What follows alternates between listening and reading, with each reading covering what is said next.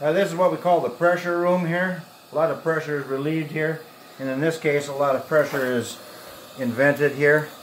So this is Andy's little 1972 Coleman single burner stove.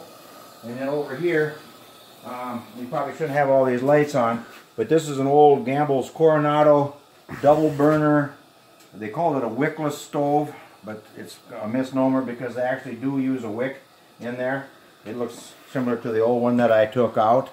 So there's not a wick like you'd see in a regular kerosene light that, you know, cranks up. It simply lays on its side in there. And what I've done is I've taken the old burners, put them aside, and I got some modern day Japanese kerosene heater type burners, and they'll get red hot. And how it works is simply a gravity feed.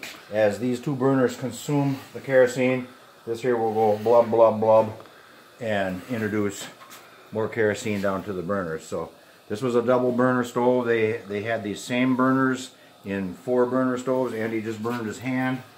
They made ovens and everything. So if you lived in the country before electrification and you didn't have gas service or couldn't afford bottled gas or anything, this is what you used. And then here's a similar version down here. It looks better with the lights off, but that is a wick type Perfection heater, a brand. It's probably from about 1910 or 20 or so. And this particular one has a glass globe around it, so it not only gives you about 11,000 BTUs of heat, it gives you that wonderful light. And then over here is a similar version. This is the flat wick again, what they call wickless. They cheated, it actually has a wick. And that was a cabinet heater, and that particular one, I believe, is a Montgomery Ward's Sunshine, they call it. And this one here is a Sears Kenmore.